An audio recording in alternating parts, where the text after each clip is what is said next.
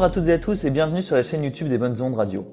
Mais surtout, bienvenue sur ce nouveau format, le Mercreditorial.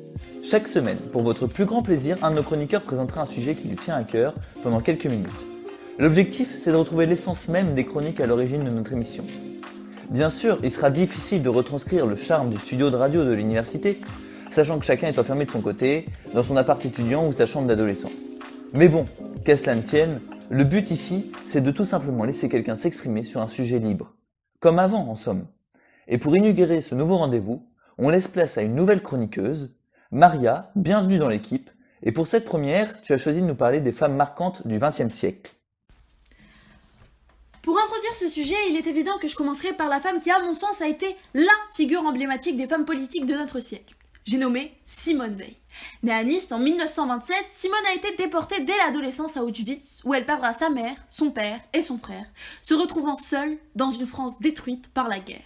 Femme courageuse, à l'adolescence tragique, elle est l'une des figures politiques françaises les plus populaires en raison de son implication dans la légalisation de l'avortement en 1975. Mais connaissons-nous vraiment Simone ? Beaucoup ne la connaissent que pour ça. Cependant, il me paraît important d'énumérer toutes les grandes choses que cette rescapée, orpheline, abandonnée dans une société d'hommes, a réussi à faire seule. En effet, après sa libération, elle entreprend des études de droit et entre dans la magistrature à tout juste 30 ans. Après quoi, elle poursuit un parcours d'exception, où elle devient la première présidente du Parlement européen en 1979 et la première femme ministre d'État en 1993. Mais ce n'est pas tout. Elle est aussi membre du Conseil constitutionnel en 1998. Bref, après tous ses exploits et une vie très chargée, Simone mérite la place qui lui a été attribuée au Panthéon pour finir sa vie avec les honneurs de la République. Après Simone, la femme en politique n'a pas diminué son influence. En effet, elle continue de suivre des parcours tout aussi admirables. Jacinda Ardern, par exemple, femme d'État néo-zélandaise, a su montrer l'importance de la présence de femmes en politique. Femme considérée comme trop tendre par la Chambre des représentants, elle a su démonter les stéréotypes et s'imposer au fil des années et des épreuves traversées par son pays, tant qu'elle a été réélue en tant que première ministre le 17 octobre dernier.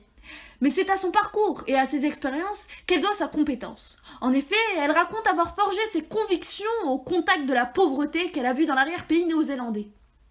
Et c'est après avoir effectué des études de communication qu'elle entre réellement dans le monde politique.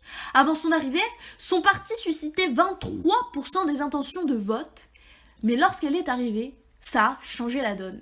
Elle est même portée par une vague de sympathie que les médias appellent la Jacinda Mania.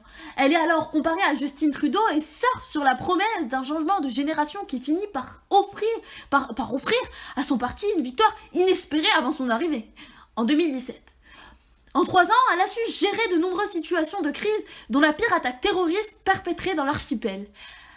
Une éruption volcanique meurtrière, la récession la plus grave depuis plus de 30 ans, et elle devient la deuxième première ministre à accoucher durant son mandat.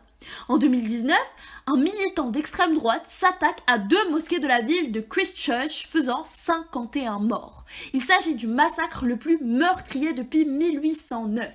C'est là que Jacinda marque les esprits avec son attitude qui mélange compassion, solidarité et douleur partagée. Notamment lorsqu'elle apporte du réconfort aux victimes coiffées d'un foulard. Sa riposte politique lui a également valu des louanges à l'étranger, autant sur le contrôle des armes que sur la nécessité de pousser les réseaux sociaux à sévir contre le contenu extrémiste. Pour finir, la fin de son mandat a été marquée par la crise du Covid-19, qu'elle a su gérer à la perfection.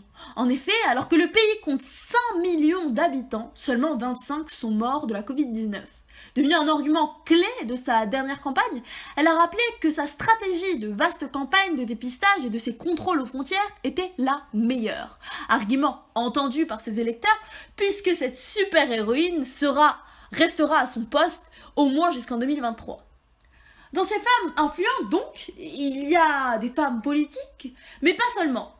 Il y a aussi de grandes activistes, comme Greta Thunberg, Frida Kahlo ou encore Angela Davis. Mais nous n'aurons pas le temps de toutes les évoquer, alors parlons seulement de l'une d'elles. Angela, appelle-moi ce soir, et je demande de la sauce. Eh bien oui, Angela Davis ou le portrait d'une rebelle. Connue comme une des figures emblématiques de la lutte contre le racisme, qui est Angela Davis? Acquittée, Angela est libérée, échappant à une peine de mort qui lui pendait au nez le 4 juin 1972, après 16 mois de détention. En effet, les chefs d'accusation n'ont pas fait le poids face au mouvement de solidarité nationale et internationale qui réclamait que les charges de meurtre, de kidnapping et de conspiration retenues contre elle soient abandonnées. Les réseaux sociaux n'existaient pas, mais Angela Davis, Free Angela, pesait son poids. Elle était soutenue par des artistes comme les Rolling Stones, John Lennon, Sartre et beaucoup d'autres. Bref, elle pesait dans le game, quoi. Mis à part être impliquée par son nom seulement dans une petite prise d'otage, son seul crime était d'aimer l'humanité et d'avoir lutté au péril de sa vie pour la liberté de tous. Là, par peur d'être injustement arrêtée, elle avait filé en cavale et s'était retrouvée fichée parmi les femmes les plus recherchées du pays. Rattrapée, emprisonnée, jugée, acquittée, point levé, maître d'un destin qu'elle a elle-même tracé. Elle grandit dans un coin où la ségrégation raciale était un truc dont on entendait vaguement parler.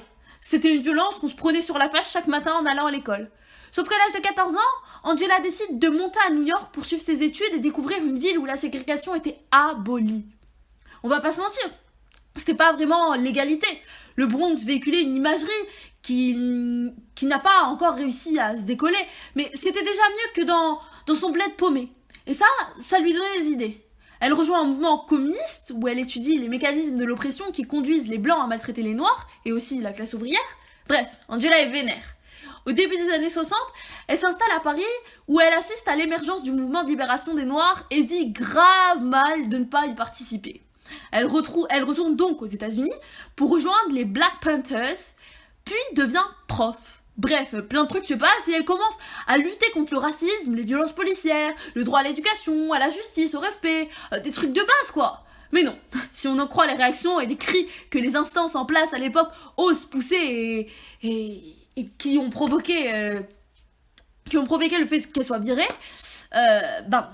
bref, aujourd'hui, plus de 46 ans après cet acquittement retentissant, elle continue à lutter contre toutes les formes de domination, milite pour les droits de toutes les communautés, y compris la LGBTQI. Elle a d'ailleurs évoqué son homosexualité en 1997 et elle s'oppose à la peine de mort et au système carcéral industriel américain. À bientôt 75 ans, elle continue d'éclairer les foules depuis sa chaire de professeur d'histoire de la conscience à l'Université de Californie. Bref, après Viva la Frida, viva la Angela.